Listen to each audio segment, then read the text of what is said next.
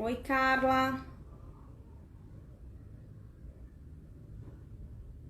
Oi, Liz. Oi. A mãe da Dani está aí.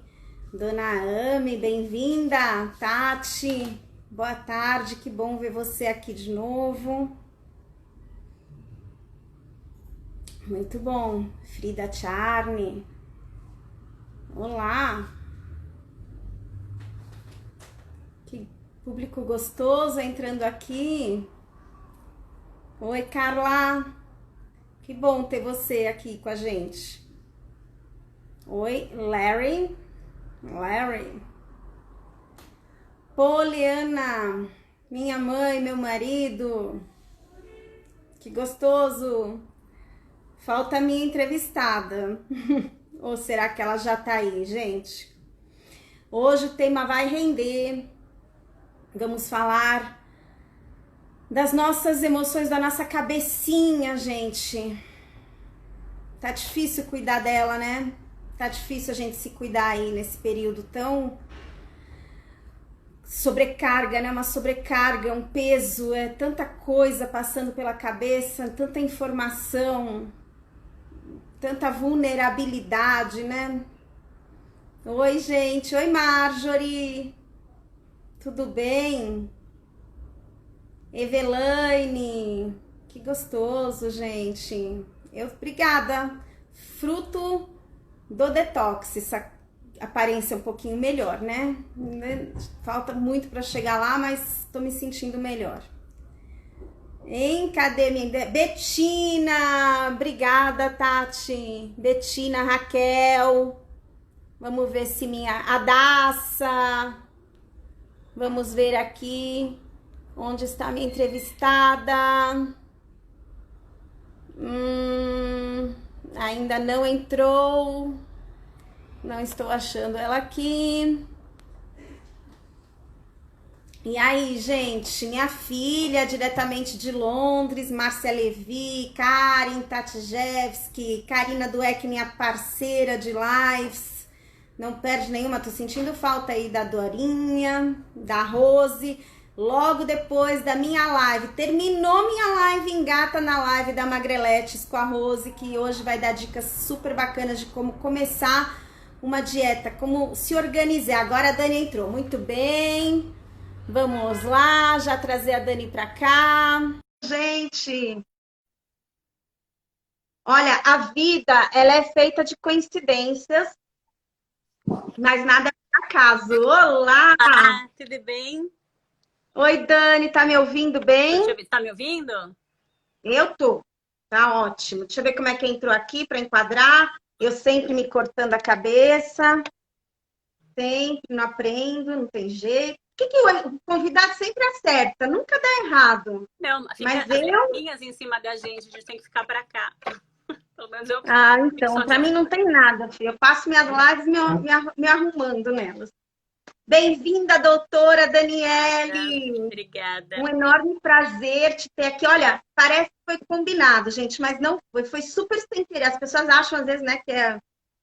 Justamente convidei para a mesma semana a doutora Daniele para essa Semana da entrevista e Saúde. o doutor Mauro, sem me ligar na conexão que eles têm Sim, hoje, porque hoje ela faz parte da equipe da clínica, né, sim. pediátrica do Porovski, e eu sou obrigada a falar que eu nasci lá, cresci lá, meus filhos nasceram lá, cresceram lá.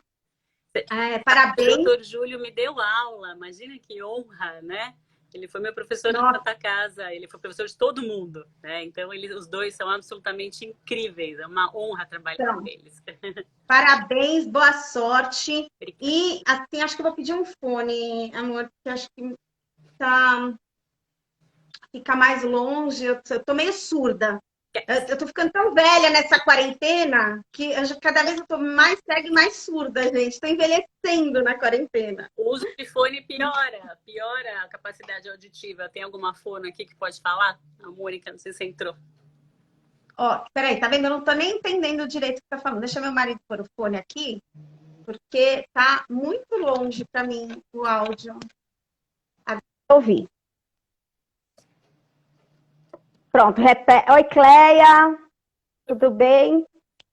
Bom, gente, é o seguinte, eu sempre faço uma apresentação antes do currículo da bio tradicional e eu explico por que que eu escolhi. Tem tantos psiquiatras por aí, né? Mas é assim, eu vou fazendo uma pesquisa. Tá ruim o som da doutora, estão falando, tá vendo? Não tô Não falando foi só. nada, eu não falei nada. Tá ruim? Tá um pouco. Não, mas eu de fone tô ouvindo bem. Mas acho que quem tá sem fone, ele tá um pouquinho com eco, mas tudo bem. Dá para ouvir. Põe o fone que melhora se alguém tiver com dificuldade. Mas enfim, eu faço uma pesquisa assim muito pessoal quando eu vou convidar alguém aqui para tratar dos temas que eu escolho para aquela semana. E óbvio que minha principal ferramenta é o Facebook, é a rede social. E quando eu peguei assim uma lista de 3 psiquiatras, bati lá na Dani já é íntima, entendeu? Lá no Facebook dela, eu gosto de ver gente que tem amigos, que prestigiam, que são calorosos com a pessoa, e você mostra que a pessoa é uma pessoa boa, você é simpática, e vi que você domina o tema. Olha, nem tinha visto do Toporowski, acho que eu entendi depois que você era você. Então, antes de mais nada, você está aqui, Dani, porque eu vejo, o programa se chama Gente como a Gente, eu vejo você como gente antes de profissional. Esse é o critério 1 para eu convidar as pessoas a participarem desse programa. Então, esse critério 1 aí foi super bem preenchido. O critério 2 é ser uma boa profissional, e isso você é. A Dani, vou te falar que eu enrolei minha língua para falar os convidados dessa semana nas minhas gravações de vídeo. Mais fácil. Daniele, só o Admone, né? Mas mesmo o Admone, não sei. Exige Daniele Hefscherhorn Admone, graduada em Medicina pela Faculdade de Medicina da Santa Casa de São Paulo, residência em Psiquiatria Geral e Psiquiatria na Infância e Adolescência pela Unifesp, título de especialista pela Associação Brasileira de Psiquiatria, atividades ambulatoriais na Unifesp em Psiquiatria e Neurologia na Infância e Adolescência, UFA.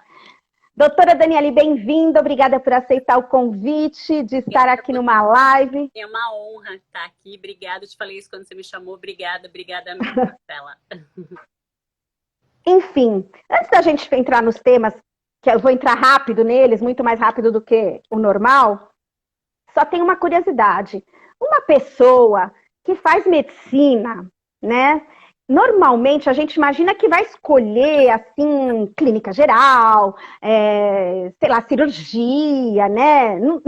As pessoas não entendem que psiquiatra é médico, né? Qual a diferença da psiquiatria, né, para uma psicologia, enfim. Então, antes de mais nada, o que fez com que você escolhesse psiquiatria? Fiquei curiosa. Então, eu particularmente acho que a psiquiatria é a área que você fica mais próximo do paciente, mais do que qualquer coisa, mais do que cirurgia, clínica, eu acho isso a coisa mais legal do mundo, né? Alguém te entregar a sua cabeça, a sua mente, seus problemas emocionais, é a coisa mais próxima que você pode ter com alguém, muito mais que você operar o intestino de alguém, ou enfim, né, consertar um osso, eu acho essa parte a mais legal da medicina, sem dúvida. Realmente tem uma confusão, na verdade assim, o psiquiatra é médico, então a gente tem que fazer os 6 anos de medicina. Depois, agora são 3 anos de psiquiatria geral, e se quiser fazer especialização, mais 1, 2, enfim, eu fiz mais 1 de infantil e depois fiquei mais tempo. O psicólogo não é médico, né? Então, eu acho que na verdade a grande diferença é essa, assim, é um olhar dentro da medicina mesmo, né? Então, por exemplo, eu recebo muitas doenças, por exemplo, agora o Covid, né? A gente vê muitas alterações de comportamento decorrentes de uma doença, né? E eu acho que é importante ser atendido por um médico, né, nesses casos, né?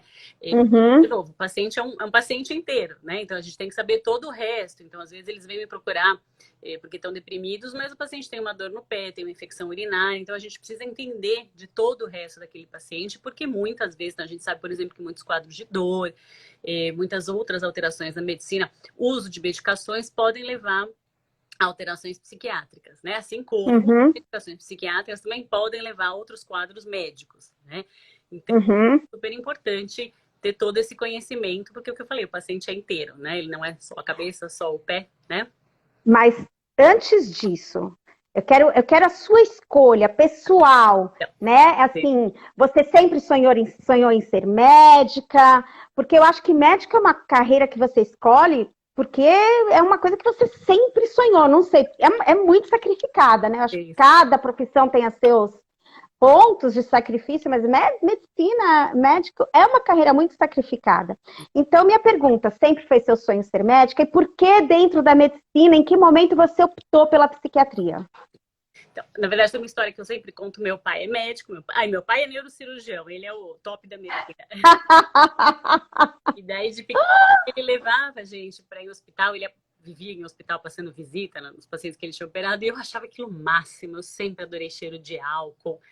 Você adorava, né? Então, para mim, medicina sempre foi meio que meus irmãos odeiam, nenhum dos dois fez, mas para mim sempre foi meio que o meu dia a dia, né? Eu via meu pai trabalhando, eu lembro que eu via ele estudando e eu pensava, mas gente, como que a pessoa pode estudar depois de formada, né? Aquilo não fazia sentido nenhum para mim. E daí, lógico, eu fui gostando muito de medicina, eu sempre gostei muito de pessoas. Acho que a questão da tem tudo a ver com isso, né? Eu gosto muito das relações humanas e das pessoas, é o que eu falei, é a especialidade que você fica mais próximo de qualquer outra, né? Daí, uma época, eu pensei em fazer psicologia. Meu pai nunca me deu palpite de nada na vida. Ele falou, olha, você quer fazer psicologia? Então faça psiquiatria. E aí foi o melhor conselho que eu já tive na vida. Porque hoje eu não me vejo nunca não sendo médica. Acho que tem super a ver comigo, né? É uma coisa que eu gosto muito, que eu faço com o maior prazer. Então, eu escutei o conselho do meu pai e fui fazer psiquiatria. Na verdade, eu fui fazer medicina. Sempre querendo fazer psiquiatria.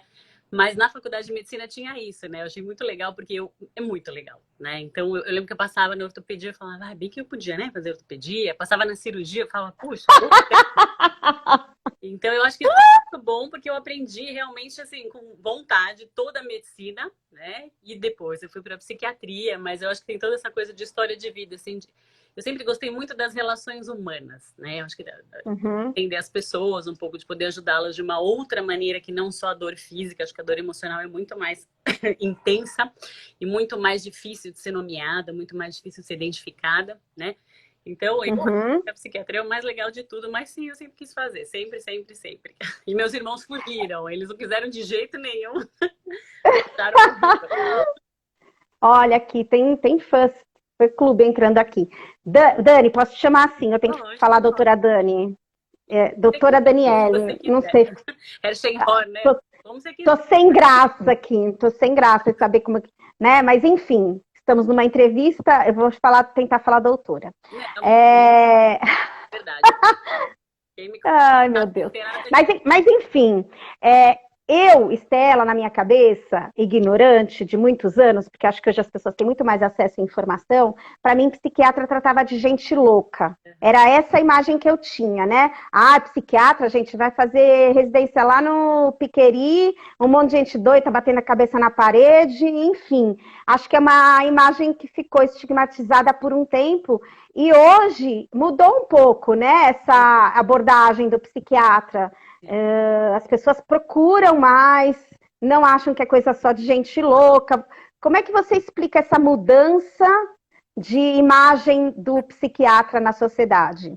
Então, eu acho, primeiro, o seguinte: a medicina, a psiquiatria, até muito pouco tempo atrás, a gente praticamente não tinha tratamentos. Até as primeiras medicações são de mais ou menos 1960. Então, realmente, era uma área muito fora da medicina, né? A gente tinha outras abordagens, mas não era uma coisa muito médica, como já eram as outras especialidades. Estava começando a antibiótico terapia, enfim, acho que tinham outras coisas mais clínicas, né?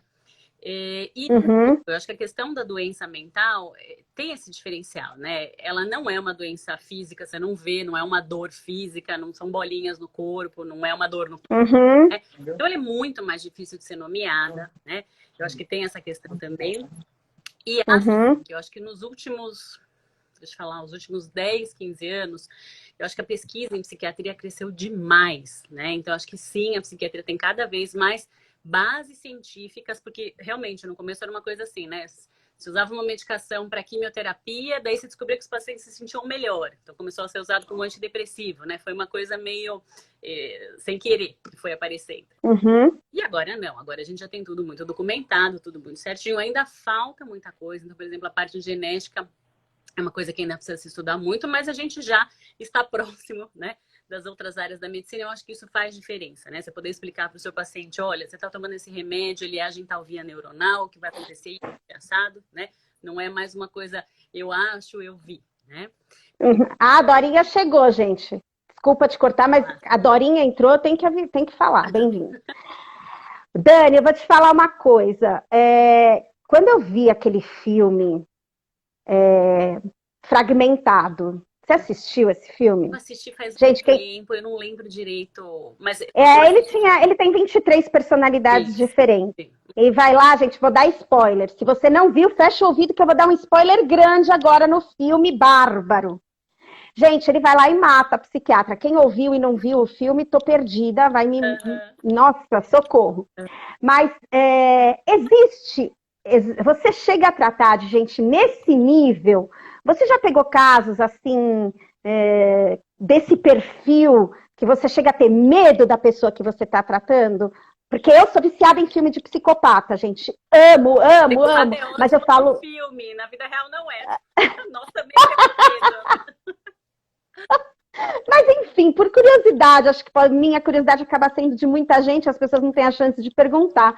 Existem esses momentos? Oi, Magrelete maravilhosa!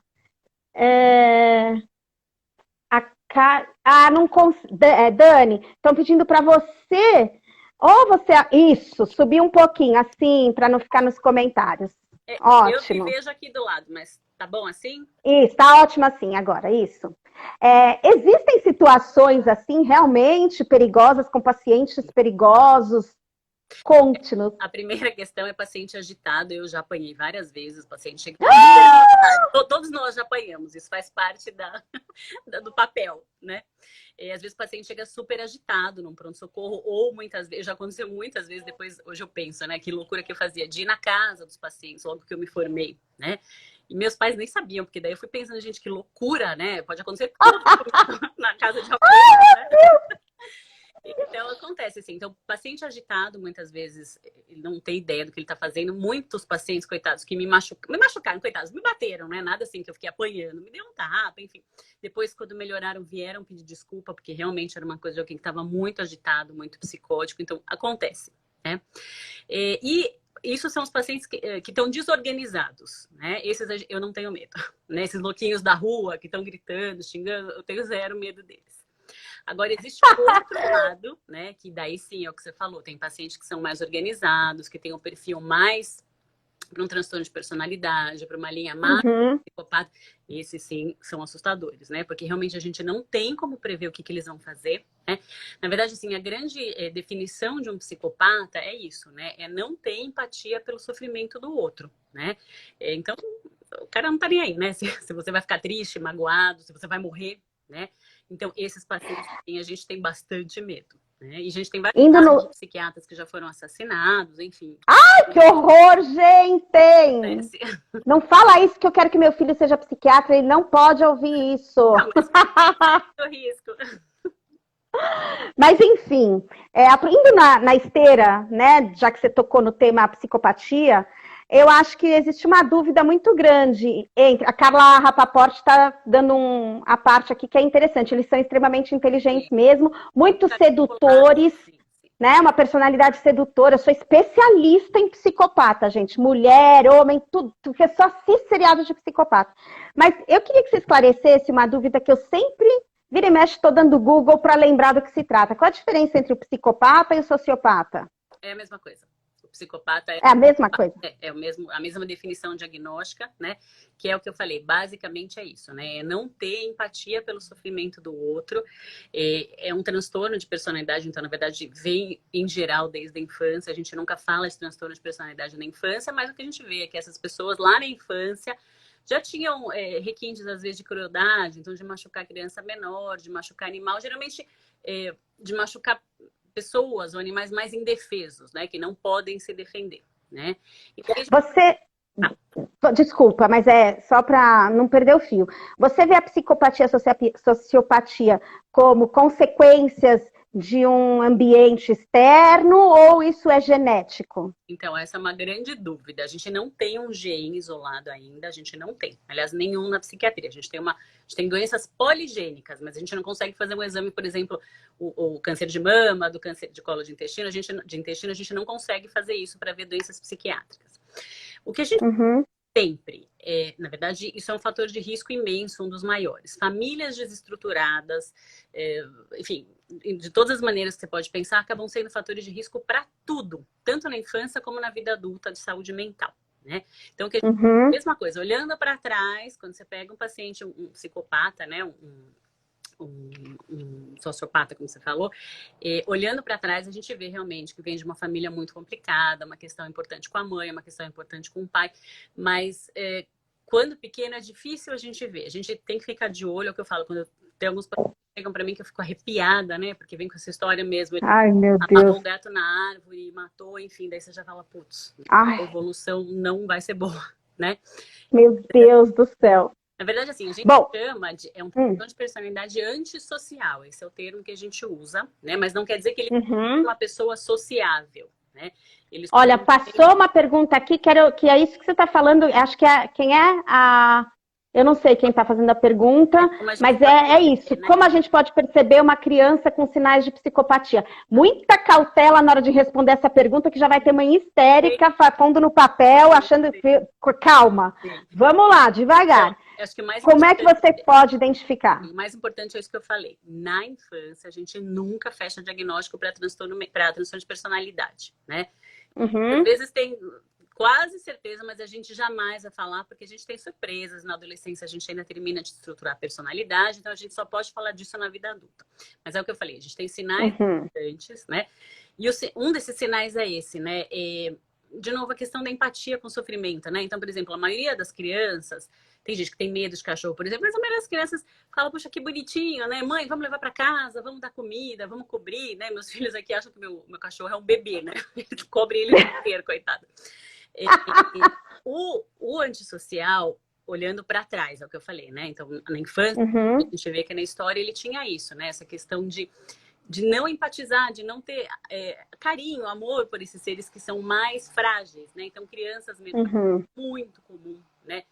Abuso físico, abuso mental, né? Então, falar coisas horríveis para crianças, machucar fisicamente, até abuso sexual em crianças sempre mais indefesas, né? Então, em crianças menores, ou às vezes a gente vê em crianças que não têm capacidade de se defender, então que tem alguma deficiência intelectual, algum outro tipo de doença mental, né? E com animais. Então, basicamente, esses são sinais importantes que a gente vê na infância e que quando a gente vai lá para trás, já estavam presentes em alguém que a gente dá o diagnóstico de transtorno de personalidade antissocial. Olha, eu nem entrei ainda no tema proposto, que é falar sobre depressão, ansiedade, angústia, crise de pânico na pandemia. Mas, gente, está tão interessante que eu acho que se precisar e você puder, Dani, a gente estica essa entrevista para um segundo bloco, porque gente, é extremamente interessante, estou matando muita coisa, eu exploro meus entrevistados, sabe? Mas, já que você falou dessa coisa de não poder diagnosticar uma criança com psicopatia, a gente vê muitos adolescentes que... muitas histórias com adolescentes que, de repente, agrediram alguém, mataram numa escola, e que você vai ouvir depois daquela opinião. É básico isso, gente, coisa de filme de vida real. Os vizinhos falando, nossa, nunca imaginei, ele era tão bonzinho, tão fofinho. A mãe que vive na casa com aquele ser fala, nossa, nunca imaginei que meu filho fosse capaz de fazer uma coisa dessas. Como é que pode? Nunca percebi nada, nunca notei nada. Gente, em adolescente, como é que você pode perceber que algo está seriamente errado com o seu filho? Então, ai. O seriamente errado, daí a gente precisa definir o que é o seriamente errado, né?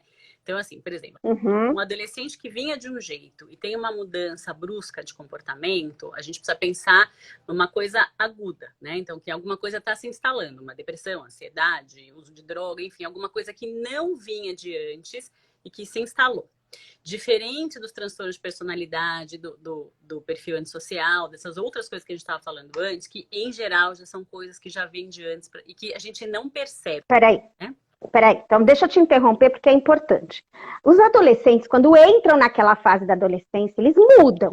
É aquele momento que eles querem provar que eles existem, que eles podem fazer o que eles quiserem. Então, não é dessa mudança que a gente está falando. Está falando né? Vai além.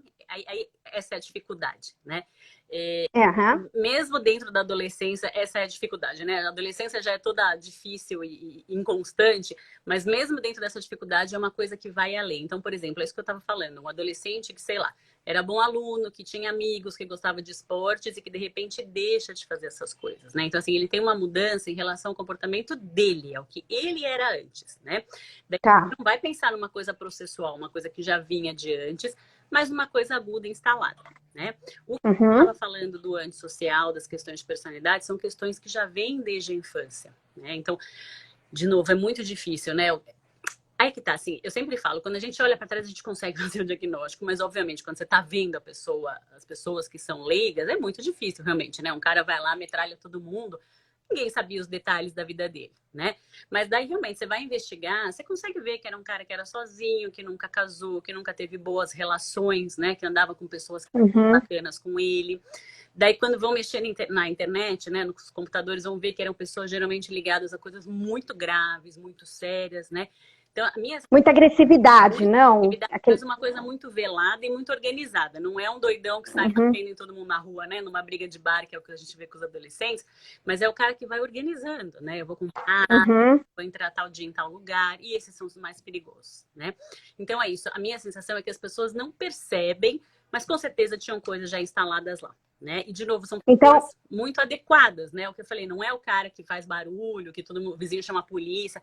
Não, o cara tá lá quietinho na casa dele, mas esse é o pior, né? Porque a hora que ele resolve se manifestar já é de uma maneira muito terrível. Olha, eu sempre falo que eu prefiro gente que grita, chora, xinga, do que as pessoas muito quietinhas, elas me dão pânico. Bom, eu sou o tipo de pessoa, Dani, que acho que eu escuto eu assisto esses filmes, me impressiona e continuo assistindo, né? Eu adoro ler as reportagens dramáticas até o fim, vou até o último ponto. Esse é meu lado jornalístico cruel, mas eu não sou psicopata, não tenho traço de psicopatia, nada disso. Não tem traço de psicopatia. Mas o que eu quero dizer é o seguinte, quando eu entro num cinema, por exemplo, juro pra você que desde que aquele cara estourou todo mundo dentro da sala de cinema no Morumbi, toda vez que eu entro no cinema, eu fico olhando, até hoje eu tenho medo, olha que loucura, eu fico olhando pra ver quem seria a pessoa capaz de sair, né, e quem tá sozinho. Exatamente essa questão, né? Eu brinco, isso que eu brinquei, né? Quando eu tenho um maluquinho gritando, o cara na rua que vem te encher, pode ficar tranquilo, porque em geral o cara tá fora de si, ou bebeu, ou tá psicótico, não vai te fazer mal, em geral, lógico que não dá pra garantir. Agora é isso que você falou, né? O cara quietinho, que estuda medicina, super organizado, óculos, etc, etc, esse é o que preocupa mais, né? O cara que nunca fez nada, ele é um bom exemplo, né? Quando se foi olhar para trás, depois que ele foi preso, ele mesmo contou várias situações gravíssimas que ele tinha planejado e Deus foi tão bom que segurou, né? Mas assim, ele contou várias situações muito, muito, muito sérias dele armado em lugares onde tinha um monte de gente, enfim. Então ele já tinha essa questão muito nele e ninguém tinha percebido, né? Tinham percebido que era um cara mais, enfim, diferente e tal, mas ninguém jamais imaginou que fosse um cara, né, com esse transtorno de personalidade antissocial, né? Olha, eu ainda não vou entrar no nosso tema, gente. Já já eu entro no tema depressão, ansiedade, angústia, mas eu preciso falar disso aqui também. Olha, a gente tá falando, né, dessas histórias de psicopatas, eu vou lembrando de todos os seriados que eu vi. Eu lembrei de um agora que eu acho que é muito importante tratar desse tema, gente. A internet hoje fragiliza muito nós, seres humanos, quando a gente está lidando com um psicopata do outro lado da tela, né? E é uma ferramenta muito usada por eles, né? Então, eu lembrei agora de um filme, Dirty John, por exemplo, né? Que a mulher, na fragilidade dela, na vulnerabilidade emocional dela, conheceu o cara pela internet e, gente, pela internet ela namorou 6 meses e entregou a vida dela inteira para a pessoa.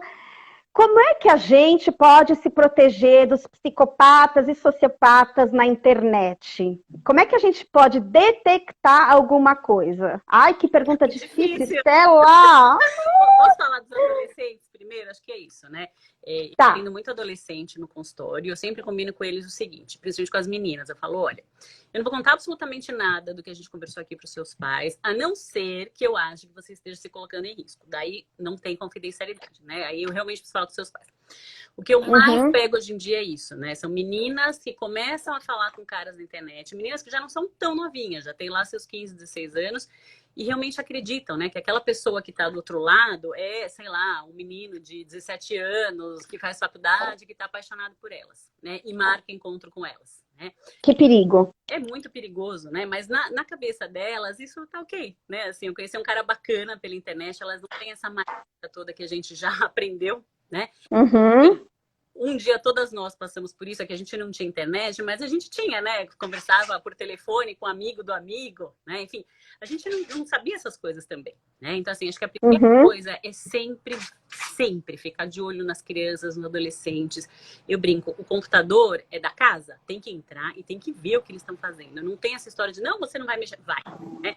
Tem que ver celular, tem que ver internet, tem que ver com quem tá falando, né? Com que frequência que tá falando, o que tá acontecendo com essas crianças, com esses adolescentes, porque a gente tem surpresas. E conversar sobre isso, né, Dani? Porque eu acho que às vezes os pais vêm, eles não criam essa conexão, não criam esse vínculo de diálogo e simplesmente surgem do nada, fazendo uma exigência, o filho se retrai, fica na defensiva, o pai no ataque, o filho na defensiva, o pai no ataque. Então, assim, é uma construção também, né? Ah, agora acabei de escutar a entrevista da doutora Daniela, e peraí, entra arregaçando no quarto do filho, pode me dar já esse computador que eu tô com medo.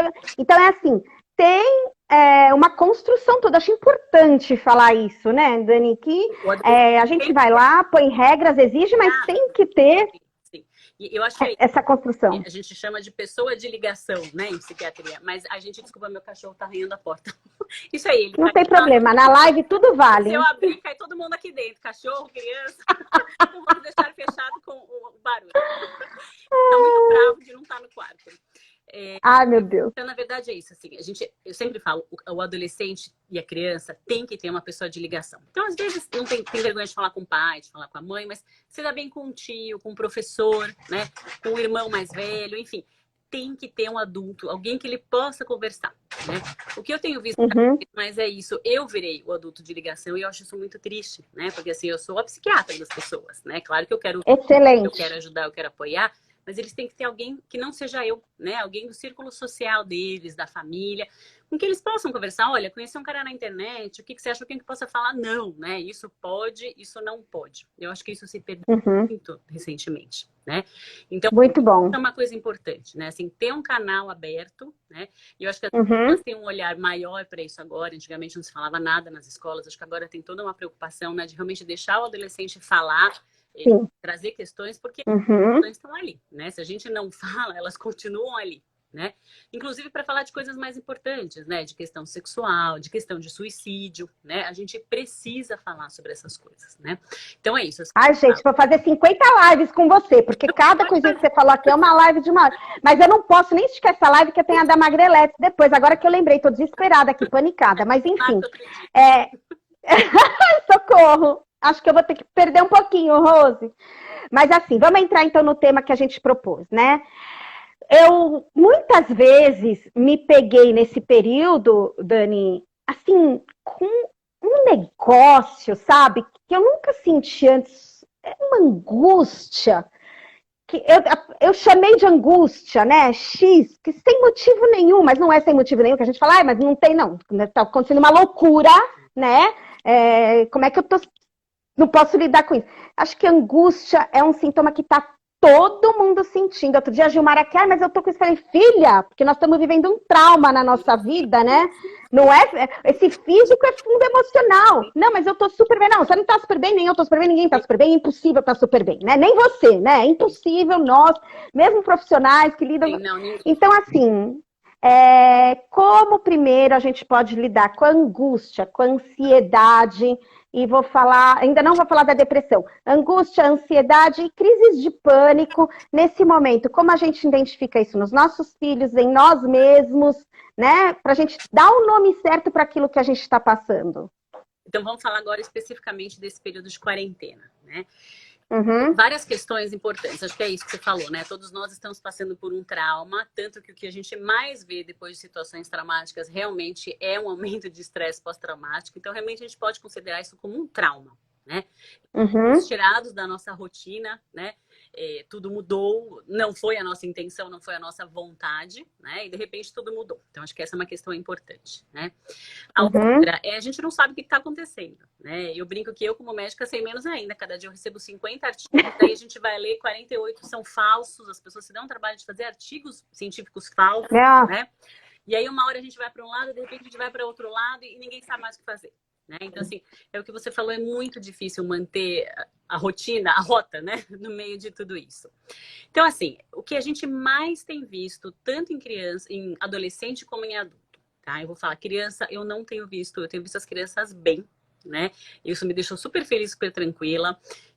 Crianças com lares funcionais estão bem, crianças com lares disfuncionais não estão bem, né? Então, assim, bom, as crianças com lares disfuncionais já não estariam bem de qualquer jeito. Mas acho que exacerbou, né? A gente vê um aumento de violência doméstica, enfim, ó, porque estava todo mundo dentro de casa, aquilo virou uma panela de pressão, né? Mas, por outro lado, crianças com lares funcionais estão bem, estão conseguindo lidar com essa situação, né? Já adolescentes e adultos estão fazendo quadros ansiosos importantíssimos. Então, o que a gente mais tem visto agora durante a quarentena é quadro de ansiedade disparado, né? Então, quem não tinha, começou a fazer quadro de ansiedade. Quem já tinha, teve uma piora importante, chegando até a fazer quadro de pânico, né? Porque, na verdade, o pânico, ele é uma crise de ansiedade, né? A sua ansiedade está por cima. Mas vamos lá. Defina a ansiedade pra gente, por favor. Ansiedade e doença. Então, vamos do começo, né? Eu acho que eu sempre gosto de falar assim, tem duas coisas. Uma é o medo, a outra é a ansiedade, né? O medo, quando você está passando por uma situação, né? E aí volta lá aos nossos antepassados, né? Que a gente tem aquela reação de luta e fuga, né? Então, você está passando por uma situação, você precisa resolver se você viu o leão lá, se ele vai te comer, né? Se você vai lutar com ele ou se você vai correr. As duas estão ruins, né? Mas assim, você precisa tomar uma decisão na hora, né? O medo, ele te causa um monte de alterações físicas e psíquicas. Então, dispara o coração, começa a suar, prende o intestino, enfim, tem milhões de alterações. A ansiedade é a preocupação em sentir o medo, né? Então, assim, não necessariamente a gente tem que ter o medo, mas a gente tem medo de ter o medo, né? Então, na verdade, a preocupação ela é uma coisa antecipatória. Não necessariamente a gente está vendo o leão, mas a gente fica sofrendo se o leão vai chegar, o que a gente vai fazer, para onde a gente vai, enfim, né? Nem sabendo se o leão vai aparecer ou não. Então, acho que essa é uma boa definição de ansiedade, né? Ok. Do ponto de... Fala. Quer falar? Não. Ia perguntar como é que ela se transforma em crise de pânico, né? A partir de que momento? Do ponto de vista psiquiátrico, o que é ansiedade? Então, basicamente, essa preocupação antecipatória que eu falei, né? Que muitas vezes está associada a sintomas físicos desses que eu falei. Então, faltar ar, suar frio, disparar coração, prender intestino. E daí tem milhões de outros que podem acontecer. Formigar braço, enfim. E uma ideia de que a gente tem um controle de tudo, né? Então, se eu construir uma casa, o leão não vai entrar. Se eu subir na árvore, o leão não vai entrar. E, na verdade, o leão entra em qualquer lugar, né? Então, a gente tem que tomar cuidado com isso. E a grande fantasia do ansioso é essa, né? Quanto mais eu me preparar, quanto mais eu me organizar, menos as coisas vão dar errado. E as coisas sempre dão errado, independente da gente se organizar ou não. Né? Então, basicamente... Gente, eu tô boba, porque eu me achava ansiosa, agora você está definindo, eu não tô me achando mais ansiosa não, gente. Ai, meu Deus, tô me curando nessa live. Ah, socorro. Sou ansiosa nada, Estela. Então, basicamente é isso, né? É sofrer antes de alguma coisa acontecer e ter uma ideação de que a gente consegue controlar tudo. O que é pânico? É quando a gente já tá com a ansiedade lá em cima, daí acontece algum fator estressor, nem sempre muito óbvio, né? Não precisa ter um assalto, por exemplo. Às vezes você tem uma lembrança de alguma coisa que te leva a ter uma crise de ansiedade intensa, né? De curta duração. Então, assim, apesar de ser muito ruim, a duração do pânico ela é curtíssima. Ela dura no máximo 5 minutos, né? Mas a sensação é que durou, sei lá, meia hora, né? Esses sintomas físicos exacerbados, né? Então, dispara o coração, começa a suar frio, sente falta de ar. A sensação que você tem é que realmente está infartando, que está tendo um AVC, enfim, a sensação física é horrível. Junto com isso, tem duas coisas que são as mais frequentes. Então, uma delas é a sensação de que está morrendo, né? Estou tendo infarto, estou morrendo. Então, é muito comum as pessoas com crise de pânico procurarem o serviço de emergência, né? 1, 2, 5, 10 vezes até alguém pensar e falar, puxa, acho que esse cara está ansioso, vamos pensar por uma outra linha. né? Uhum. Ou a sensação de que vai perder o controle, que é aquilo que eu falei no começo, né? Que o ansioso tem essa ideia de que se ele organizar tudo, ele vai ter o controle de tudo, né? Então, são as duas coisas mais frequentes. Ou eu vou morrer, ou eu vou perder o controle. Uhum. Né? Então, basicamente, a crise de pânico é isso. Vamos... Isso você está falando que é igual para o adolescente, jovem, adulto e idoso. Idoso também. Idoso, a gente vê bastante crise de pânico. Já vou entrar na depressão, Giana, já. Tô indo na ordem. A gente vê bastante crise de pânico, a gente vê bastante idoso ansioso, né? Basicamente é parecido com os sintomas autonômicos, a reação física acaba não sendo tão exacerbada. E lógico, a gente tem muito mais medo, porque a chance de um idoso ter um AVC, um infarto, é muito maior do que ter uma crise de ansiedade. Então a gente precisa fazer uma investigação mais detalhada, né? Mas basicamente, assim, de uma maneira geral, os sintomas são mais ou menos parecidos no adulto, no adolescente e no idoso. Tá, vamos falar então agora, Giana, sobre a depressão, né? Então a gente falou assim, numa linha de medo, preocupação, que pode caminhar para uma ansiedade, que é um quadro que você já está preocupado com o seu medo e tenta se proteger do que ainda nem aconteceu, né? Tamo lá, tô indo, hein? Tô aprendendo, gente. E aí, da ansiedade pode ir para a crise de pânico, que já é um quadro mais agudo, onde a pessoa tem reações físicas perceptíveis, né? E nesse momento ela já precisa procurar ajuda, com certeza. Como é que caminhamos para a depressão? Porque antes de você falar isso, eu quero fazer uma observação. Antes de ter da pandemia acontecer e toda essa loucura invadir nossas vidas, eu já era uma observadora crítica a respeito da depressão, porque as pessoas se esqueceram que elas podem ficar tristes, né? Existe a tristeza. Então, rapidamente a pessoa se autodiagnostica, ela já acha que, tô com depressão, não sei o quê. E não, amor, você só tá triste, né? Aconteceu uma coisa, você ficou triste. Achei até engraçadinho, tem um relato que eu pus no meu blog do meu filho, né? Que um dia eu tava aqui na sala, eu vi ele deitadinho, meio tristonho, e o que você tem? O que você tem? Dali a pouco ele me mandou um WhatsApp, acho que eu tô meio deprê. Amei o termo, gente, que deprê, o que é deprê? Mas se tornou fácil falar estou deprê. Então vamos lá, realmente, quando a gente pode identificar uma depressão naquele adolescente, naquela criança, naquele jovem, no adulto, no idoso? Então, isso que você falou é importantíssimo, né? Estar triste não é estar deprimido, né? Daí eu brinco sempre no consultório. Quando você tá triste e alguém te leva para passear no shopping, para, sei lá, você ganha um presentão, alguma coisa muito boa acontece, passou a tristeza, ficou tudo ok, né? Quando a gente está deprimido, fazer essas coisas é absolutamente horrível, né? Então, daí é outra orientação. Não adianta ficar empurrando a pessoa para fazer as coisas, porque ela não vai se animar. Acho que essa é uma coisa importante, né? A depressão é uma doença, como qualquer outra. Ela tem um conjunto de sinais e sintomas e ela precisa ser tratada também, tudo diferente da tristeza. Então, vamos lá. A tristeza faz parte dos critérios diagnósticos da depressão. Então, para a gente falar que alguém está deprimido, ele tem obrigatoriamente que ter o humor deprimido, que a gente fala, né? É um dos critérios importantes. Então, assim, não existe depressão sem tristeza, existe tristeza sem depressão, né? Uau, gostei dessa. Além da tristeza, a gente precisa ter outros critérios diagnósticos. Então, outro importantíssimo é a perda de prazer, né? Perda não tem mais vontade de fazer o que gostava de fazer, né? E daí tem vários outros critérios que são menores, mas que também precisam acontecer. Então, por exemplo, alteração de peso, para mais ou para menos, com apetite, né?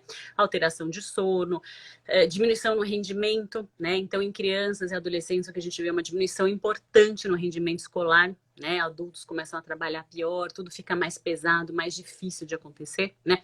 Eu sempre brinco, os problemas ficam num tamanho que as pessoas sentem que não conseguem resolver. A gente fica pequenininho e o problema fica imenso, né? Então, basicamente, esses são os sinais e sintomas mais importantes da depressão. Outra coisa é o critério tempo. A gente tem que ter esse conjunto de sinais e sintomas por pelo menos 15 dias. Então, é difícil a gente ficar triste por 15 dias, né? A não ser que aconteceu alguma coisa, tá de luto, faleceu alguém, enfim. Existem situações reativas que a gente precisa relevar antes de pensar realmente num quadro depressivo, né? Mas é difícil a gente ficar 15 dias triste a maior parte do tempo, né? a maior quantidade de dias nesse período. Na depressão, sim, né? O que a gente vê é que a pessoa realmente tem todos esses sintomas na maior parte do dia, na maior parte dos dias nesse período, né? Isso que você falou é muito interessante, né? Porque assim, as pessoas me procuram querendo medicação para tristeza. Rápido, né? Rápido, né? Sim, e não temos, né? Eu falo, não adianta você tratar com medicação, né? Então, eu acho que não é só a tristeza, Dani, desculpa te interromper, mas já estou desesperada aqui com o nosso tempo e vou falar de depressão até o fim. Eu, às vezes, tenho a sensação de que, com muita facilidade, os pais levam os filhos, ou os próprios jovens se autodefinem em depressão, vão para o psiquiatra e o psiquiatra rapidamente descreve um quadro de ansiedade e depressão. Sendo que, na verdade, aquele jovem não está apenas conseguindo lidar com os desafios, porque foi mimado, porque não fortaleceu certos comportamentos, porque não teve uma orientação, enfim. Eu acho, minha opinião, minha visão do lado de fora, né? Às vezes era só uma bronca, um castigo, um não, né? Ou que talvez curasse o que se chama essa falta de limites que os adolescentes e jovens crescem e acaba todo mundo diagnosticando como depressão. Você acha difícil ou fácil um psiquiatra diagnosticar depressão quando, na verdade, o que faltou foi educação? Depende do psiquiatra, né? Na verdade, Stella, o que eu mais tenho visto é o contrário. São pessoas que já vêm para mim medicadas e daí é super difícil tirar a medicação. Falar pro cara, olha, você não está deprimido, vamos tirar a medicação, né? Então, às vezes, o ortopedista tá com dor, e fala, está deprimido, né? Passou no ginecologista, não tô comendo, está deprimido, né? Então, o mais comum é eu pegar alguém que já vem medicado de outro médico, outro especialista, né? E já para dar continuidade no tratamento. Então, é muito difícil falar, olha, você não está deprimido, vamos tirar sua medicação e vamos te observar, né? Isso que você fala faz muito sentido, assim, infelizmente, muita gente não quer. Tem muita gente que não quer tomar medicação e muita gente que quer tomar medicação, né? Que quer resolver. A pílula da felicidade, né? O pai e a mãe levam aquele adolescente que ele não consegue educar para o médico falando, ó, coitadinho, coitadinha, né? Dá a pílula da felicidade para ele. A pessoa toma a pílula da felicidade e acha que vai ficar bem sem esforço algum, enquanto que não adianta, minha filha. Se não encarar agora, vai ter que encarar uma hora. Só uma pergunta que a Evelane fez aqui, acho que é sobre depressão que ela está falando. Existe a possibilidade da depressão química, né, ser hereditária ou não existe? Falso ou verdadeiro? Mito ou verdade? A gente não fala em depressão química, a gente fala, antes falava típica, a gente fala em transtorno depressivo. Ponto. Aí tem moderado, leve, moderado e grave. E daí tem recorrente outros critérios. O que a gente sabe é o que eu falei no começo, assim, sim, existe um fator familiar importante para quadros depressivos, para quadros de humor em geral, né? Porque daí entra bipolar e tal. Então, por exemplo, a gente sabe que uma criança que tem um dos pais com transtorno de humor tem 25% de chance de ter. E se os dois têm, tem quase 50% de chance de ter um transtorno de humor. Então, você está falando aqui de qualquer transtorno. Pode ser borderline, não. Pode ser... Depressão e bipolar, só. Só, depressão e bipolar, tá. Bipolar, o que a gente vê... Agora esqueci o que eu ia falar, peraí. Desculpa. Não, é que a gente não tem, como eu falei no começo, a gente não tem um gene isolado, identificado, que a gente possa pegar, né, dosar e falar, olha, você vai ter depressão, você não vai ter depressão. A gente não tem isso ainda em psiquiatria. Mas é o que eu falei, a gente tem a questão familiar, que é diferente de genética, né? Então é isso, que a gente sabe é que antepassados com familiares com quadros de humor, a chance daquela pessoa ter quadros de humor é muito maior. Não quer dizer que vai ter, mas a chance dela ter é muito maior. Tanto pela questão física, é isso que a gente está falando, né? Quanto pela questão emocional. Então, por exemplo, é muito difícil uma criança ser criada por uma mãe, por exemplo, com um quadro depressivo grave, pós-parto, que dura muito tempo, né? Daí a gente já consegue ver a evolução dessa criança, né? Então, acho que entram os dois aí, tanto de uma dificuldade dos pais, como realmente uma questão de doença dos pais. Então, sim, pode acontecer. Tá. Nós temos mais 10 minutos aqui e eu quero usar esse tempo agora, Dani, porque eu gosto nas minhas entrevistas assim. E na minha vida também. Vamos falar do problema, mas vamos falar da solução, né? Então, eu queria usar esses minutos finais para a gente falar da solução para tudo isso que a gente vem vivendo nesse período e que com certeza vai permanecer depois, porque né, tão cedo a gente não vai sair desse barco aí, e temos que estar preparados, fortalecidos internamente para isso. Então, eu gostaria que você falasse que tipos de proteções a gente pode construir nesse momento para não deixar chegar numa crise de pânico, numa depressão. Quais são os seus conselhos nessa direção? Então, vamos pensar um pouco especificamente na quarentena, né? Eu acho que tem algumas coisas que são importantíssimas. A primeira delas é rotina. Se a gente não tem rotina, tudo desanda, né? Eu brinco com meus pacientes. Começa a dormir, que nem adolescente em férias, né? Vai dormir, vai trocando o dia pela noite, aí vira uma bagunça.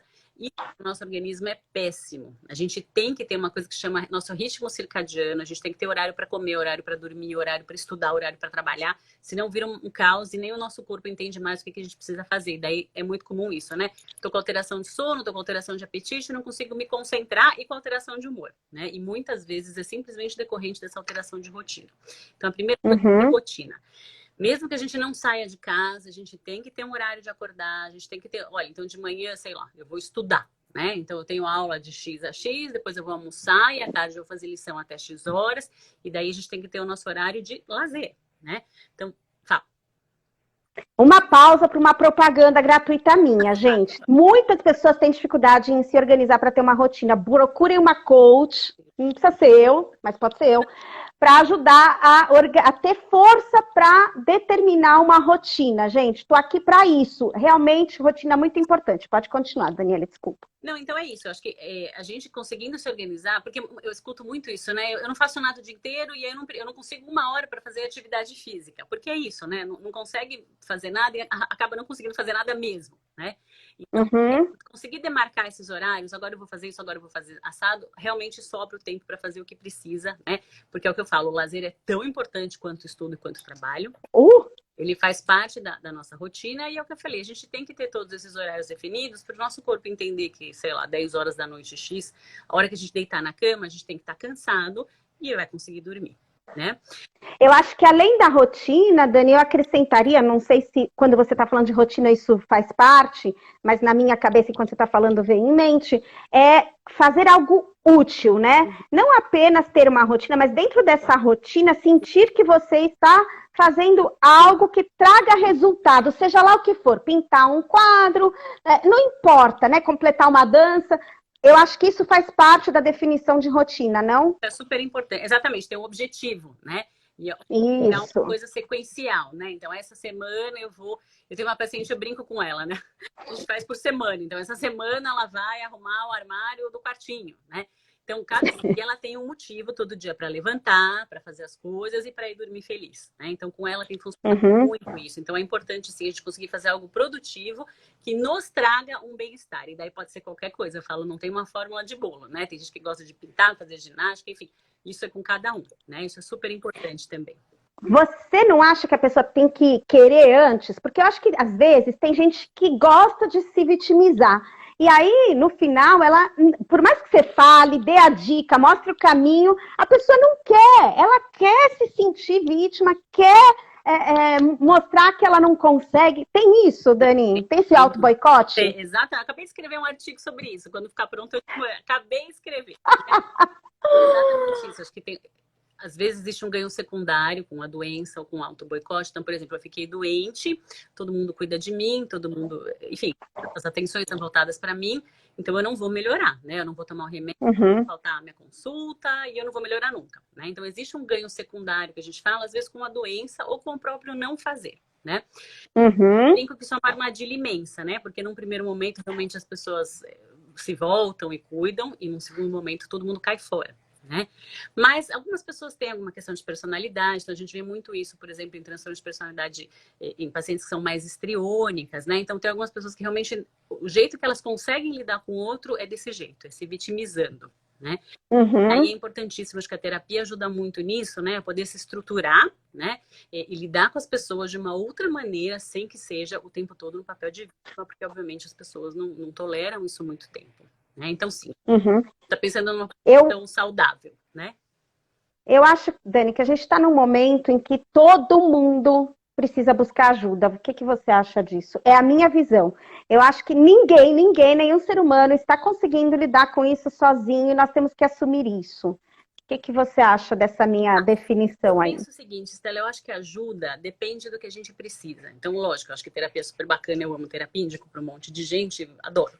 Mas nem todo mundo consegue fazer terapia por várias questões, né? Financeira, tempo, de disponibilidade emocional. Acho que tem vários pontos aí que as pessoas não conseguem. O que eu acho que segura a gente, que é uma coisa protetiva importantíssima para qualquer transtorno mental, é ter relações. Isso que você falou no começo, né? A gente tem que ter relações. Então, assim, não dá para ver, se abraçar, mas tem Zoom, tem ligação. Eu tenho amigas, a gente fica se mandando... A Dé tá aí, que eu vi ela... Eu tenho várias amigas, a gente fica se mandando bolo, chocolate. Eu falei que vai sair todo mundo baleia, né? Eu mato quem mandar um bolo pra mim aqui, gente, pelo amor de Deus. Porque quando fala... Você sabe, quando eu faço entrevista, a pessoa fala assim, olha, então, a pessoa pode tanto ter ganho de peso, quanto perda de peso. Eu falo, gente, nunca perdi peso por qualquer doença na minha vida, sempre ganho. É uma coisa assim, deve você fala assim, gente, eu queria ter alguma coisa para perder peso, sabe? Ai, nossa, você tá magra. Ai, é que eu tive não sei o que, perdi 20 quilos em uma semana. Gente, eu ganho 20, não importa o que eu sinta. Mas, enfim. Pode ensinar a fruta, já que você não quer ganhar peso em vez do bolo, né? Mas eu acho fundamental isso, assim, a gente tem que manter os relacionamentos sociais, né? Então eu insisto muito com todo mundo, meus amigos e com meus pacientes, né? A gente tem que manter, inclusive relacionamento, eu acho bonitinho a escola das crianças, toda semana um liga, meu menor tem 4, né? Eles ligam por vídeo, né? Olha, eu tô aqui. Ah, que bacana. Pra você lembrar de mim, né? Porque é isso, a gente precisa manter os relacionamentos que a gente tinha antes. Isso é o que segura a gente emocionalmente. Isso ajuda a gente a prevenir milhões de questões de saúde mental. Maravilha. Já que a gente não pode se ver fisicamente, a gente precisa se ver de outras maneiras. Isso é virtualmente. Sim, isso é fundamental. Bom, a gente caminha aqui para o fim. Eu gosto de encerrar com categoria minhas entrevistas e não ser cortada pelo Instagram que nem um passe de mágica. Dani, foi maravilhosa. Eu podia falar... Nossa, só sobre psicopata, gente. Eu podia falar 5 horas. Vamos fazer um dia. Só sobre psicopatas. Vamos analisar um monte de filme. Eu dou uma dica de... Um monte de filme aí, Ana Bomber, gente, é maravilhoso. Dirty John, tem um monte de psicopata. Tem um francês que é uma mulher psicopata, amei aquele filme. Mas enfim, Dani, muito obrigada, doutora Daniele, foi fantástico, amei tudo que você falou, do jeito que você falou. Quem precisar da sua ajuda, te procura onde? Fora a clínica pediátrica Toporós, que todo mundo sabe já que você está lá. Como é que faz para entrar em contato com você? O meu Insta profissional, esse psiquiatra, _Daniele, com 2 L's e E, tem um link para o cartão virtual, daí tem endereço, telefone do consultório, e-mail, enfim, tudo que precisar, tá bom? E se alguém tiver alguma dúvida que a gente não conseguiu, porque às vezes falta um monte de coisa, né?